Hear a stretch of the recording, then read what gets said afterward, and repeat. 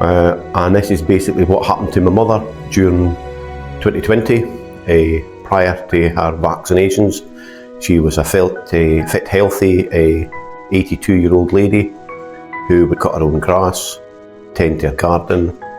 She was fit, incredibly strong, and she just loved life. In January of 2021, she got her first vaccine. 3 months later, she got her second one, and then her health slowly started to decline. She took an antibody enhancement disorder, a cytokine storm, and that's the only way I can describe that accurately. Is if you put someone in a microwave and switched it on for 10 or 20 minutes. And Mum was given 200 millilitres of remdesivir along with morphine. And 20 minutes later, Mum went into a coma and never survived. That quick? Just like that. 20 minutes after taking some more of this drug? 20 minutes. Okay, right. So my name's Frank Gilmer. I'm from South West Scotland. And this is basically what happened to my mother during 2020, prior to her vaccinations. She was a fit, healthy 82-year-old lady who would cut her own grass, tend to her garden. She was a legal secretary and a librarian for 40 years and a Marie Curie nurse. So she was tremendously good at looking after herself. She was fit, incredibly strong, and she just loved life.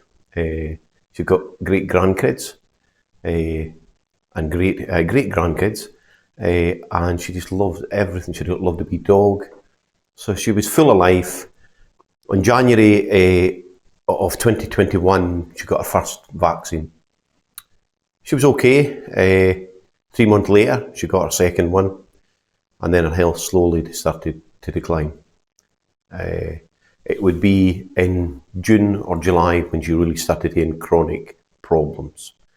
She took an antibody enhancement disorder, a cytokine storm. And that's the only way I can describe that accurately. Is if you put someone in a microwave and switched it on for 10 or 20 minutes, you're basically cooked. Your cell degradation reacts and fights every other healthy cell in your body. And it generates so much pain.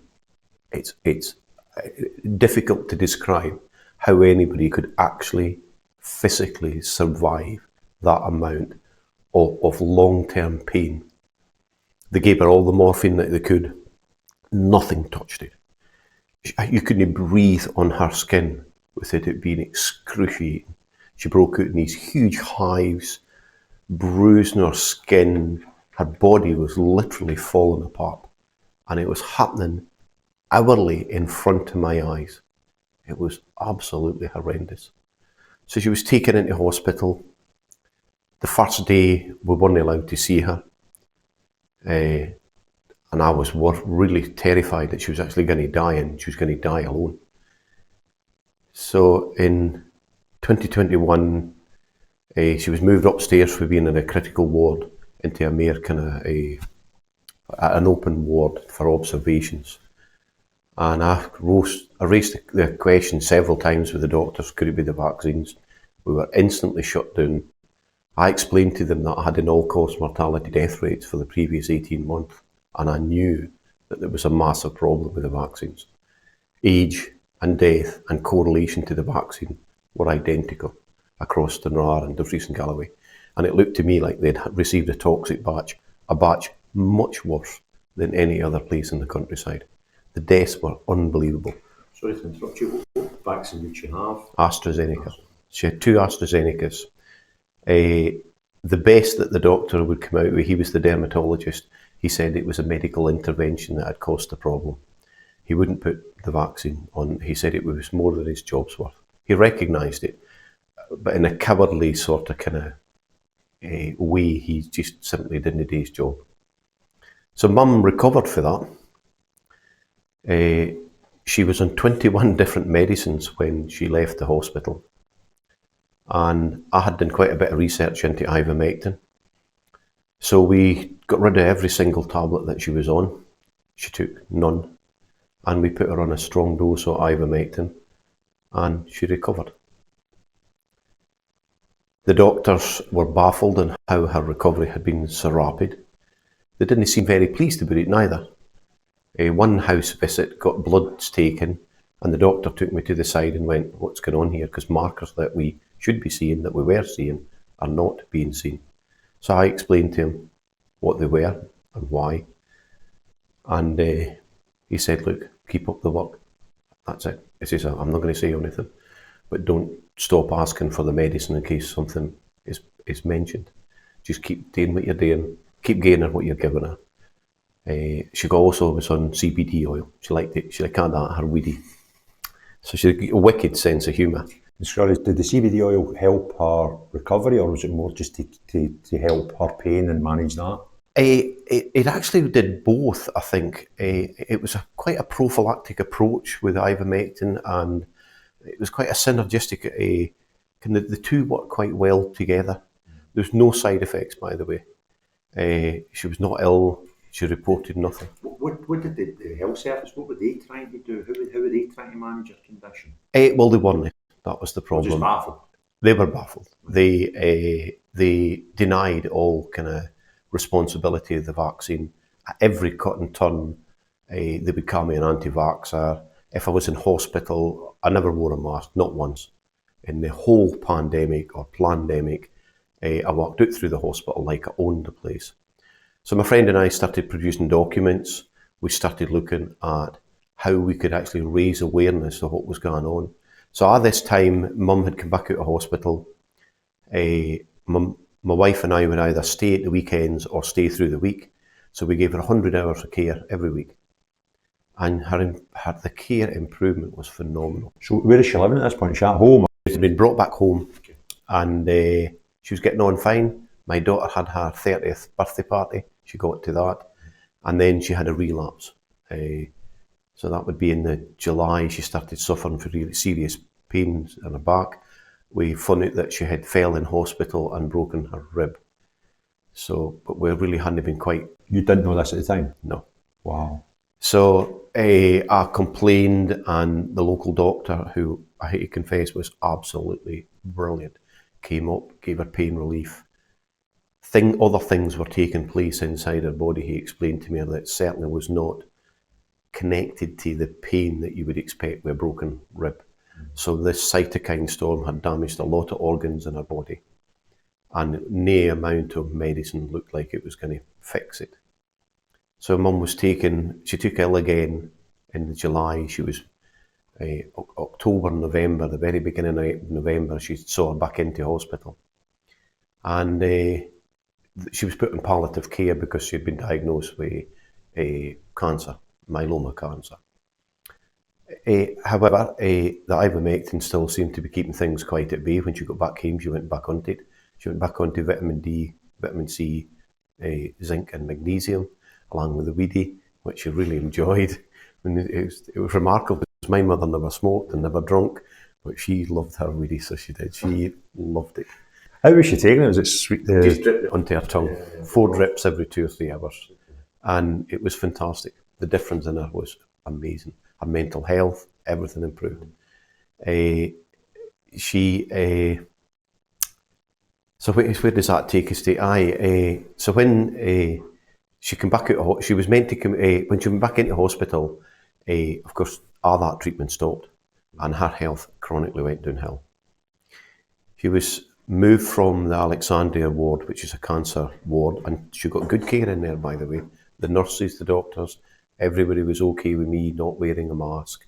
It was palliative care, basically, so they didn't have an issue with that. And I was never prevented in that hospital in Dumfries itself for seeing my mother. She got moved to Stranraer, and she was in a ward with 6 or 7 people, and they all seemed quite fit, quite healthy. Mum had never had any upper, lower respiratory tract infection. She'd never had any coughs, colds, runny nose. She was made of stern stuff. And she had been discharged on the Friday morning before she had a PCR test. So she was discharged fit and healthy. Her discharge papers were moved into Port William Hospital, surgery, sorry. and they were just waiting on the process of mum coming back home. So that was on the Friday. At 6 o'clock that night, she tested positive for COVID. Now, the PCR test cycle threshold was cycled at 40.7 cycles. So you're looking for a minute gene in a pool of a million different things, millions of different things. And of course, this one gene isolated, I think it was the E gene at 40.7 cycles. And they said that was a positive. What does that mean in layman's terms? Well, in layman's terms, it means that the probability of my mum having COVID without any symptomatic clinical diagnosis was zero. But they claimed that mum had COVID. And the whole ward in the hospital was shut down because I had been walking about the place in Stranraer without a mask on. So they blamed me for spreading it. The police came, they questioned me. I said that Article 10, I had the right to would you walk about without a mask on and visit my mother. She was in palliative care. And the police were okay, but they just cautioned me that if I behaved like this, that I'd be kicked back out of the hospital. So I never left the hospital after that point. I stayed, I slept on the floor. So mum, this was on the Friday afternoon at 6 o'clock. And she's due to go home, and I take it that's knocked in the head. That's not happening now. Well, we didn't know until the Monday. So she's basically, she's up, eating, ready to go on home. She passed a patient exam, a physical exam, up and down steps, up and down stairs, how to go into the toilet, being able to wash, sitting on equipment, getting familiar with equipment, like a wee trolley for lifting you and putting you into a shower. She passed all of that. My daughter, my wife, my granddaughter, and the care assistant that was doing the teaching of they were delighted with her, and there was no problems whatsoever. But we did not know at 10 o'clock that morning that mum had been given a PCR test. Now, she wasn't clinically ill, and she was discharged. The papers are in the hospital, in the surgery in Port William, just waiting on mum coming home. So we spent the weekend, because the ward was shut, 6 o'clock, we found out that we couldn't visit my mother. We couldn't go into the ward. I was absolutely, really pissed off. Nobody can explain how bad that is. You can see, I've got photographs of my mother's toenails. They're painted pink. The lassies in the Reese Hospital are painted in pink. I'll send them to you. That's the only thing I could see it through the door. I could see her. I couldn't speak to her. And a fucking gap like this in the door. It was just a total piss take. The whole thing was shite. The doctors were running about with Pfizer sweaters on the back of their jumper. I mean, it was just so fake and so fraudulent. So you think you're getting your mum home? Yep. By Monday, does that all change? Absolutely. She's on palliative care. Again. That's it. And this time she's on a syringe driver. No decisions have been spoken to me. Nobody seemed to know who the main person for care to what do they call that? The consultant? No. As a person, the power of attorney. Yeah. So I was the person that would make medical decisions upon my mum's instructions. And mum had said, look, if I become unconscious, just let me go. But she was sitting up eating her dinner. This is Monday. This was Monday. Right. Which the next day, of course, I gets into the hospital on Monday and I never left. So I'm sleeping on the floor and they say, oh, well, it's a kind of smaller room. We'll move you. Eventually they gave me a bed. It was kind of them. And so the last down in the canteen would bring me up sandwiches with one of the nurses, and I never left. I never left their bedside for 6 days. As time went on, they said, oh, her condition's getting worse. I said, right, okay, I want a second opinion.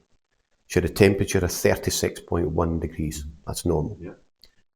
She had a clear x-rays. You could read a newspaper through them. Her CAT scans, perfectly clear. She was not coughing. She didn't have a temperature. Her oxygen saturation levels were 96.4. She was absolutely fine. She was an 82 or 84-year-old at the time. Just wanting home. That was all she wanted. But for some reason, they were hell-bent on keeping on her. Sorry for interrupting. Can you remember what if you had COVID in the house, how long you had to segregate yourself at that point? Because obviously the rules are changing all the time. We didn't follow a single rule. No, I'm just asking, you remember what they were? Back then, I don't know if there was, November 22, don't know if there was a huge amount of like this kind of bubbles type of thing going on. Yeah, because it's well into it now, isn't it? Well, and if there had been all the people that had worked with my mum that day would have been at risk of COVID. Of course, they quarantine now. No, because I'm saying, I'm trying to remember actually, because it is 5 years away now. It's amazing how time flies. We're almost coming up to the anniversary of that day. We all get told to stay in the house, and but initially when you got it, you had to quarantine, and it was 14 days. I was going to say it was 2 weeks to start with, and then it came down, and then it was down to whatever. I was just curious, because if your mum was held in the hospital for at least 6 days, how long in total between being told the PCR test? Well, she was due to come home on the Friday. The weekend, they never gave her no antibiotics whatsoever. Yeah. They never gave her any medicine, hoping that her condition would decrease. They even stopped feeding her. No. So over the weekend, she had next to nothing to eat. And when I saw her on the Monday, she was absolutely starving. And on the Monday afternoon, when I went back to see her, she was lying down in bed. She had no pillows. They took the pillows away for her. She was completely anything to accelerate her chest problem. Now, she was on painkillers. She was on morphine because her back was really killing her at this point. It was really painful. And I was slowly coming to terms with things that weren't... I knew things weren't right with my mum. She had cancer. That's what she had. However, I was still hopeful that if she was eating and she was fit and healthy, that I could talk the doctors round to getting her home. So I asked for a second opinion. It never came. No one ever spoke to me. Some other doctor came and he was just kind of filling in. The whole thing was totally shambolic. We ended up, Mum was offered midazolam and remdesivir together. And I said, no, absolutely no chance, no chance. I'd already done quite a bit of detailed looking into remdesivir, and it's a failed Ebola drug. It's just a sack of shit. It really is. It's got a kill rate or a death rate of 55% of the people that go on it. And anybody can look that up. It's on loads of documents. So I handed that to the doctor. The police were back up at me, saying that I'd entered into her room without knocking on the door. Well, I did knock on the door. I didn't realise that was a criminal offence. Neither did I, but this time I was sitting down the stairs, because my daughters were visiting and the police came down to the canteen. I couldn't believe it. And they said that there's some fictitious thing about the hospital had had a complaint. I went, well, what's the complaint? And well, we can't really get into it this time, but if you behave like this, anywhere, you're going to get took out of here. But can't give you an example? No, they couldn't really, no. Well, there was some allegation about me saying something about the hospital, which may well have been true. See, even under normal circumstances, right? It was an abnormal time, that period. But the facts of the matter are, your mother's in hospital, she's in palliative care. You would kind of think there's only one end route to that story, unfortunately, when my parents both were in palliative care at some point. So you know where that's going. To actually fall out with somebody and have the police come down to somebody, even if you were upset and a wee bit of anger now and again, your mother's in a horrific situation and you're trying to come to terms with what the end game's going to be. It's just a bit barbaric, is it not? Shocking. Absolutely shocking. You can take the COVID thing out. Absolutely. I take that, extract that out of the whole equation, and it's still... How we should be treating each other in our communities. No, healthcare just went in the toilet. Nobody gives a shit about anybody in the hospital. So how did that week pan out then? We were saying that she was there for 6 days. My brother visited the hospital, and Mum was given 200 millilitres of remdesivir along with morphine. And she slowly slipped into a kind of deep sleep. But at night time, she woke up. The drip stopped. She was still on fluids. She had been given some antibiotics at the same time. And lo and behold, that night, about 12 o'clock, I read the Bible to her.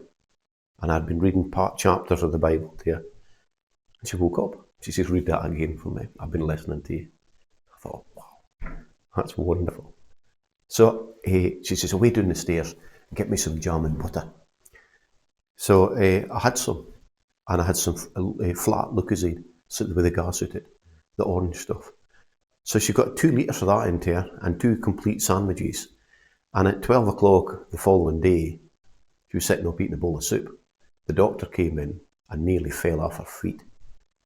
She says, Christ, what the hell are you doing here? Meaning me. Says, I ain't left. I just ain't left. I ain't leaving. So the doctor took the bowl off me and actually fed my mum. She says, Mrs. Gilmer, we're going to get you better.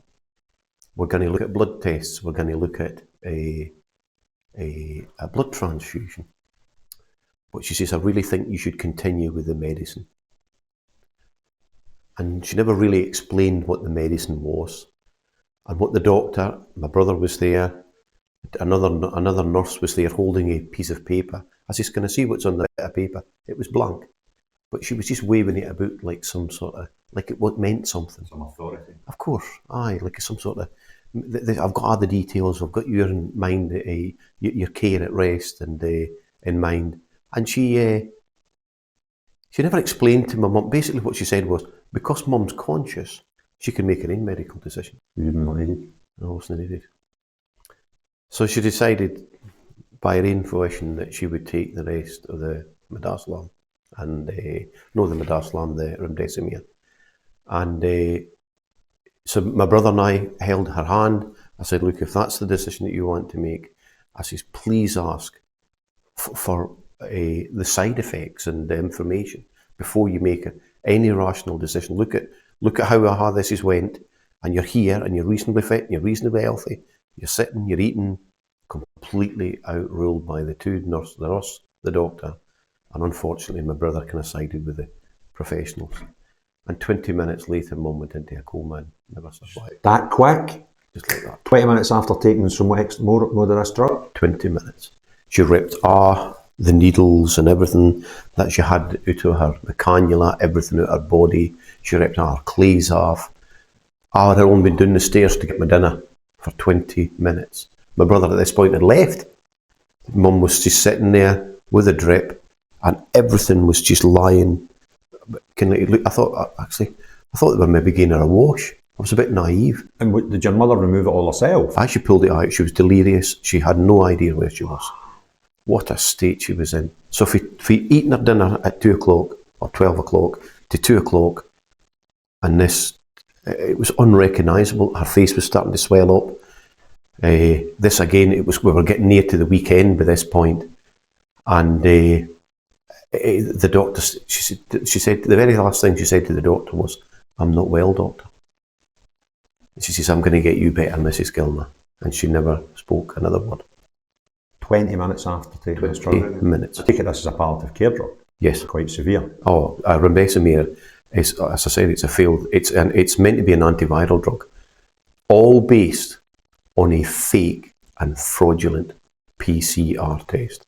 My mother had not any clinical diagnosis of COVID, and it was simply because they had upcycled the threshold of the test way beyond its probabilities and put positive on the test that they drugs were administered to my mother.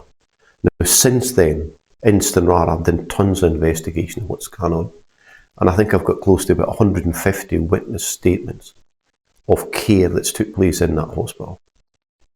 It's absolutely disgusting.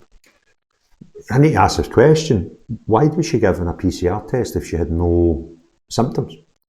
It's a good question. She was given it on the Friday before she had the patient handling, the same day that she was discharged from hospital. Now, I can only apply common sense and logic. I'm not a specialist in any of this stuff. If your mother was going into a care home setting and they wanted to give her a PCR, I can kind of understand that, follow the logic, whether you agree with it or not, but I can see the logic in doing that. But your mother was ready to get into her own home. I can't see any logic in giving her a PCR test. When she wasn't going into a place, even if your mother was riddled with COVID, right, and she was going into a care home, you can kind of think, well, you maybe don't want to do that. You can see the common sense and logic, how you get to that decision. But the fact she's going into her own home, it wouldn't matter. You know, she's not going to affect any other old person. No, it would be impossible.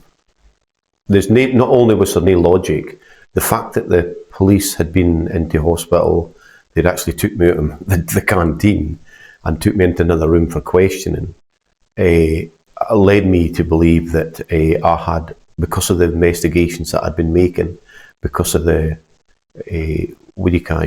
questions I'd asked in hospital, and with the fact that I'd asked for second opinions and it no happened, I'd asked for patient information. I mean, it was absolutely ridiculous. So from that point of getting 20 minutes after this drug, it's now 2 o'clock. Yes. This is 6 days later. Yes. How long did you get with your mother after that? 2 days. In a coma. In a coma. That was it. Wow. What an incredible story, isn't it? Heartbreaking. And this all boils down to, if that PCR test doesn't happen, now your mother, unfortunately, I think we all have to accept at one point, when, you know, especially when we've got the big horrible C, you think, well, we're on borrowed time. But that borrowed time should have and could have been quite easily in her home. Yes. And if you get an extra 2 days out or 2 minutes, then that's a bonus. Of course. You weren't even given that benefit. And neither was your mother, and that's the most important. She did not have a dignified death. Now, minutes after her death she was pronounced dead, the doctor put his hand out to me, and I held his hand over my mother's body, and he turned around and said, obviously, the word obviously means to take without question my authority. This will hit you going down as a COVID death. And I swear I could have knocked his teeth out. I turned round and I said to him, even in death, you're neither honourable or truthful. Is that the most important thing in that man's mind at that point? Must have been. So on your mother's death certificate, was there any mention of her cancer? Secondary. COVID was mentioned as the top killer. And then I asked for the Procurator Fiscal to investigate the death. That night I got home from hospital, bearing in mind I had been in hospital for 6 or 7 days, no sleep at all. I was just on vapour. I asked the 2 police officers, a different pair that came down to the house, to wait till tomorrow so I could give you the correct information before the Procurator Fiscal could make a decision. By morning time, the Procurator Fiscal had said, look, there's nothing suspicious here, and released her body to be cremated. So when that happens, I take it there's no test, no autopsy done at all, because they've just said, no, there's no suspicious. We don't need to do an autopsy because there's nothing suspicious going on. So you can't even get. There's no closure. If they turned round and said, look, okay, we'll do one, and they did say, well, look, there's another test that shows your mother did have COVID, then. Yeah, but the probably is, if you test everyone that died, they die of high levels of bacterial and perhaps viral infection. They don't die because of nothing. And dead nucleotides, viral matter and various other things for 20, 40, 60 years ago, if you upcycle that test, you can find anything, anywhere, at any time. It's a death sentence these people are getting in Stranraer Hospital. I can't emphasise that enough. Is that unique to that hospital? Oh yes. In Stranraer, the funeral data I had for the first 18 months. So we had less deaths in 2020. One funeral director buried less people in 2020 than he did across his normal average. So in 2018, more people died. That makes sense to me, because we were in the house for most of it. So, well, you know, people actually weren't in Wigtonshire. We didn't follow the rules very much. In general. Yes, of course. If the cars aren't in the road, there's no road traffic accidents. If people aren't going jumping out of helicopters or parachuting, then you can't die in a parachute. So it should come down. That's my opinion. Yes. When we're not going to the house. Well, but if COVID was as bad as it stated, then it should either have been the same or even worse. But it didn't. It went down, which doesn't make sense to me. No, it didn't. So the vast majority would kind of curtail themselves. Because it's a rural area, we're isolated anyway. There are 15,000 people in Stranraer. So we had less deaths in the 2020 than normal. And we had an accelerated death rate of 31% in okay. In 2021, we had a 31% increase in death. And it correlated identically to the vaccine rollout. And by July 2022, the average age of death in Stranraer, including the people that did not get vaccinated. So a quarter of the population of Stranraer didn't take the jab. So if you even add them into the equation, the average age of death was 65.6. And what was it pre-COVID? 77.7. 12 years of someone's life. And by the way, that's only taking 75% of the population into consideration. It could potentially be vaccine. Of a magnitude. Now, we had 105 extra deaths between the two funeral directors. That's more than died in the First and Second World War, added together, over a 10. See, in a normal, that area, to give us a comparison, what would be a normal year, death-wise? The whole of Dumfries and Galloway was about 1,900 people. It shot up to 2,300. And this is 2022? This is 2023 now. So that was the deaths kept climbing. Unbelievable. Well, their story's just blown me away. It's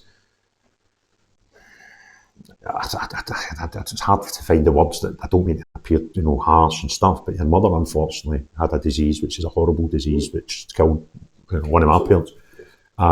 So that the end result was unfortunately going to be the same, but it didn't happen the way it happened. It didn't happen. The quality of her life between that day and the end day was horrible. The doctors interacted with the family and the patients.